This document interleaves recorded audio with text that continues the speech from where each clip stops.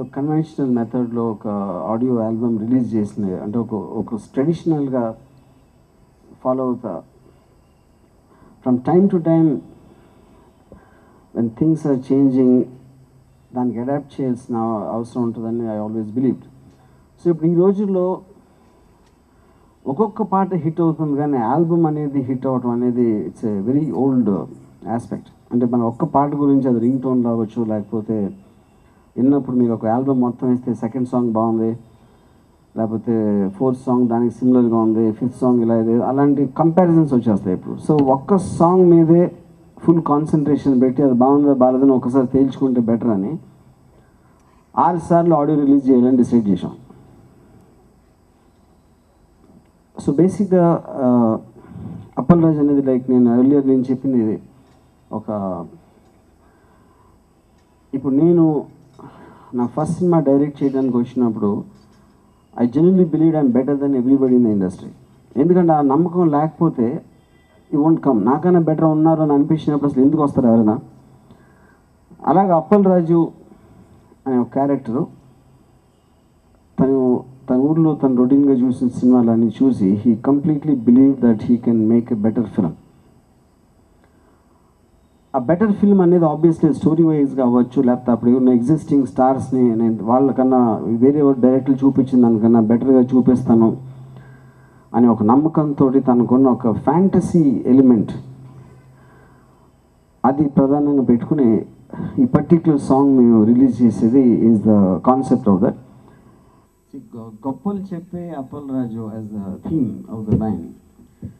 అంటే గొప్ప cinema release అయిన ఇప్పుడు నేను శివకి అప్పుడు నేను బ్రేక్ చేయడానికి రావడానికి ట్రై చేస్తున్నప్పుడు అందరూ ఎవడో ఇంగ్లీష్లో మాట్లాడుతున్నాడు అనేవారు అన్నపూర్ణ స్టూడియోలో.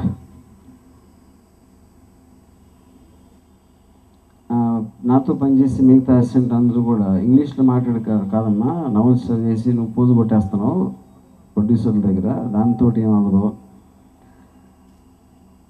దాని తర్వాత ఓకే వాటెవర్, అంటే ఇప్పుడు శివ బాగా వచ్చిందని క్వశ్చన్ కాదు. సో ఒక ఇన్నోసెన్స్ తోటి అప్పల్ రాజ్ క్యారెక్టరు నేను చిరంజీవి రజనీకాంత్ స్టైల్ మార్చేస్తాను, లేకపోతే ఒక ఫ్యాంటసీస్ ఉంటాయి. ఇందాక మీరు పోస్టర్లో చూసుంటారు చిరంజీవి గారు 150th ఫిలిం డైరెక్ట్ చేయడానికి అప్పల్ రాజ్ ఛాన్సెస్ ఉన్నట్టు రూమర్స్ వినపడుతున్నాయి కృష్ణానగర్లో అని ఒక పాయింట్. సో అది ప్రతి డైరెక్టర్కి ఒక ఫ్యాంటసీ ఉంటుంది. నేను ఇప్పుడు థియేటర్ బయట నేను సినిమాలు చూస్తున్నప్పుడు నేను డైరెక్టర్ అయిపోయిన తర్వాత ఒక రోజు నన్ను శ్రీదేవి గారు మా ఇంటికి వచ్చేసి రాము గారు నాతో సినిమా చేయండి అని అనాలని నేను కళ్ళు కానివ్వండి. So I think this song is basically the upper limit of that fantasy of any beginning director. And అంటే దాంట్లో ఇప్పుడు కాన్ఫిడెన్స్కి, అరగెన్స్కి, ఇన్నోసెన్స్కి it is a very thin line. So ఆ హ్యూమర్ అండ్ ఎంటర్టైన్మెంట్ ఎలిమెంట్ని చాలా స్ట్రాంగ్గా మిక్స్ చేస్తే I feel that arrogance will and confidence actually will come from innocence. That is the whole idea of why I chose to tell this story in a very very entertaining and humorous way. Thank you. ఇప్పుడే అండి ఒక ఆయన అంటున్నారు నాతో ఈ song చూసి నీకు ఉందలే అని.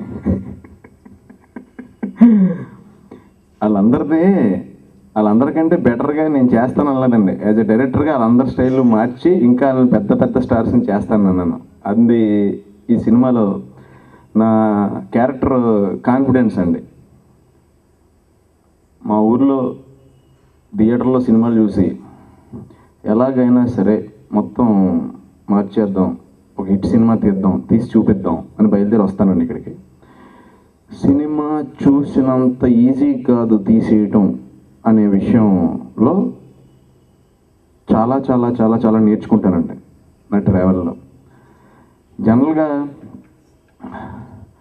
సినిమా చాలా మంచి సక్సెస్ అవుతుందండి. జనరల్గా అనుకుంటాం సినిమా సక్సెస్ అవ్వాలని కోరుకుంటాం, అందరూని సక్సెస్ అవుతుందని ఆశిస్తున్నాను. కానీ ఈ సినిమా విషయంలో, అప్పల్ రాజ్ విషయంలో నేను రామ్ గోపాల్ వర్మ గారితో పనిచేయడమే సక్సెస్గా ఫీల్ అవుతున్నానండి. Thank you very much. Hi everybody, అందరికీ నమస్కారాలు, మీడియా వాళ్ళకందరికీ. ఈరోజు అప్పల్ రాజు ఆల్రెడీ ఒక సాంగ్ రిలీజ్ అయ్యి ఒక సెన్సేషనల్ హిట్ బ్లాక్లో నెంబర్ 1గా ఉంది ఆ సాంగ్.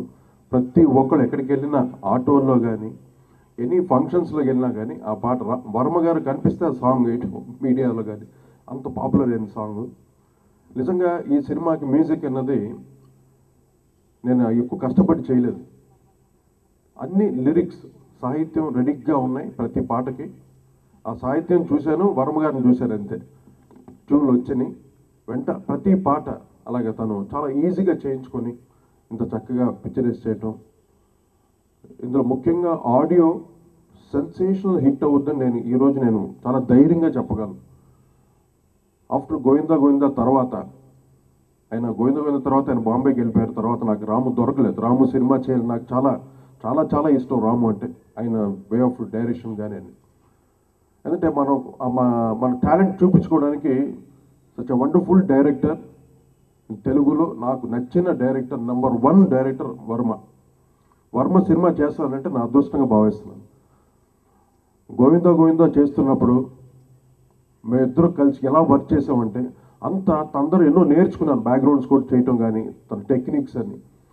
అలాగా దీంట్లో పాటలు ప్రతి పాట అంత ఈజీగా కలువసాయి రాయటం, నేను అలా చేయటం చాలా సరదాగా మంచి నా మ్యూజిషియన్స్ కూడా బాగా హెల్ప్ చేశారు నాకు. కమల్, మా యంగర్ రోషన్ అందరూ కలిసి ఈ పాటల్ని ఇంత చక్కగా చేయడం జరిగింది.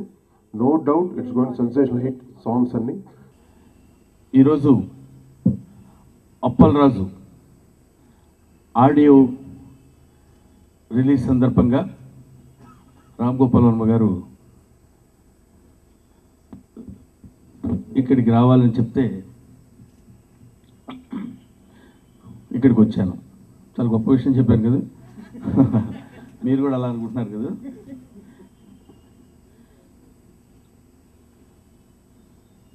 యాక్చువల్గా ఇప్పుడు ఈ ఫంక్షన్ అయిన తర్వాత ఇంకో ఫంక్షన్ చూసుకుని మీకు తెలుసు, దాని తర్వాత రైట్ బ్యాంకాక్ వెళ్ళాలి. అందుకని కొంచెం హడావుడిగా వద్దులే ఏం వెళ్తాం అని అనుకున్నాను. కానండి ఈ ఫంక్షన్కి నేను కంపల్సరీగా రావాల్సిన బాధ్యత నాకుంది. ఎందుకంటే రాము హీ హాస్ గివెన్ మీ ఒక tremendous curve in my film career. అదేంటంటే మనీ సినిమా మీ అందరికీ తెలుసు. అప్పటి వరకు బ్రహ్మానందం ఇలా చేస్తాడు, ఇలా కొట్టుకుంటాడు, ఇలా చేస్తాడు అనేది ఇదంతా అసలు కాకుండా చాలా సీరియస్గా నా చేత చేయించి ఖాందాదా క్యారెక్టరు, ఆ సినిమా ఒక అద్భుతమైనటువంటి విజయానికి కారణమైన క్యారెక్టర్స్లో నాదొకటిగా చేసి నాకు చలనచిత్ర పరిశ్రమలో నాకు తెలియకుండానే మళ్ళీ కొంచెం ఒక స్ట్రెంత్ వచ్చిందన్న ఫీలింగ్ ఉంది. That aspect I shall be thankful to Ramu గారు. సో అంటే మనం wonders cannot be made, they happen. అప్పుడే కనుక ఆ మరీ సినిమా బహుశా రాకపోయి ఉన్నట్టయితే, ఈ 2 ముక్కలు చెప్పడానికి నేను వచ్చాను, అప్పుడు ఆ సినిమా రాకుండా ఉన్నట్టయితే ఈ పాటికి నేను ఫేడ్ అవుట్ అయిపోయి ఏదో ప్రతాప్ దగ్గరికి వెళ్ళి గురుగారు మన సంగతి ఏంటి అనాల్సిన పరిస్థితి ఏర్పడి ఉండేదేమో. థ్యాంక్ గాడ్ అలాంటిది రాలేదు. తర్వాత ఈ సినిమాలో నేను పాట పాడాను. మా కోటి గారు అన్నారు, మీకేం భయం లేదండి, అస్సలు హ్యాపీగా పాడేసేయండి సార్, మీరు ఎలా అనుకుంటే అలా పాడినాను. నాకేం భయం లేదండి, నేను పాడితే మీరు భయపడాలి, సంగీతంలో తెలిసిన ఏమైనా ఉంటే మీరు నా పాట తర్వాత మొత్తం మర్చిపోయే అవకాశం ఉంటుంది, ఇలాంటి వాళ్ళ చేత కూడా పాడించవచ్చా అని ఒక ఆ భయం నుంచి మీరు ముందు తప్పుకోండి సార్ అన్నాను. అబ్బాయి దానికేం లేదండి బలవాళ్ళు సార్ అని నా చేత, ఆయనేమో రికార్డింగ్ దగ్గర కూర్చున్నారు, ఈయనేమో మైక్ దగ్గర ఉన్నారు. ఇక చూడండి నా పరిస్థితి ఎలా ఉంటుంది. పైగానే మంది మంచి మెటాలిక్ వాయిస్ కదండి, అందులో పాట. అసలు ఈ రాము అనే వ్యక్తి అందరూ అంటారు, నేనంటే కాదు, యావత్ భారతదేశంలో అందరూ అనేది ఏంటంటే ఓ విచిత్రమైన మనిషి అని. విచిత్రమైన మనిషి అని మళ్ళీ మర్చిపోతారేమో జనం అని అప్పుడప్పుడు గుర్తు చేస్తుంటాడు ఆయన. ఎలా గుర్తు చేస్తారంటే నా చేత పాట పాడించడం. అది బ్రహ్మానందం చేత పాట పాడించి వాడి చేతనే ఆ పాటకి యాక్ట్ చేయించాలనే థాట్ రావటం it self, that shows a different concept and different psychology of Ramu. Anyway తన ఫిలిం కెరీర్లో అన్ని సక్సెస్ ఇచ్చుకుంటూ వెళ్ళి మళ్ళీ 11 సంవత్సరాల తర్వాత మా సునీల్ని హీరోగా పెట్టి కథా స్క్రీన్ ప్లే దర్శకత్వం అప్పలరాజు అనే సినిమా తీస్తుంటే అప్పటి వరకు చాలా సినిమాలు సర్కార్ గారండి, రక్త చరిత్ర, ఇవన్నీ కత్తితోల రక్తం చిమ్మి మొహాన పడి మనుషుల భయంకరంగా ఉండే షార్ట్సే రకరకాలుగా ఉండేవి. ఒక్కసారి ఈ మొత్తం ఈ కోతి ముక్క అందరినీ పెట్టి అప్పలరాజు సినిమా చూసినప్పుడు is enjoying the taking like anything. షూటింగ్లో చాలా హ్యాపీగా ఉన్నాడు ఆయన. సో ఈ సినిమా ఇవాళ ఒక పాటే రిలీజ్ అన్నారు, కరెక్టేనండి? అదేంటో ఇదో వెరైటీ. నేను చెప్పాను కదా, ఒక పాట రిలీజ్ చేయడం ఏంటంటే 4-5 పాటలు పెట్టుకుని అన్నీ ఒకసారి రిలీజ్ చేసుకోవచ్చు. అన్నీ ఒకసారి చేస్తే అన్నీ ఒకేలా ఉండవు, అందరు దర్శకులు ఒకేలా ఉండరు కదా. That is Ramu. So I love Ramu. I shall ever thankful to Ramu who has given me the proper break in proper time. Thank you very much. I wish him all the best. కోటి గారి సంగీతం గురించి నేను చెప్పడం కంటే మీరు వింటే బాగుంటుంది. ఇందులో నా పాట ఒక లైన్, నా పేరు శ్రీశైలం. ఆ శ్రీశైలం, ఈ పాట రాసిన వారు ఎవరో తెలుసండి? ఆత్రేయ, అయితే ఆయన ఎవరు, వేటూరు సుందరరామూర్తి, లేకపోతే ఇంకేమైనా ఆరుద్ర, శ్రీ వాళ్ళు కాదు,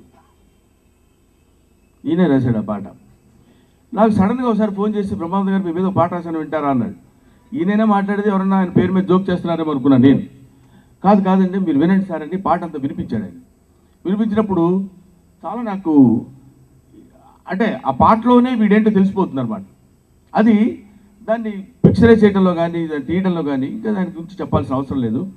ఆ పాట పల్లవి ఏంటంటే, నా పేరు శ్రీశైలం, నీ చేస్తా రౌడీజం, ఉండేది తూల్పేట అడ్డొస్తే కథం బిడ్డ.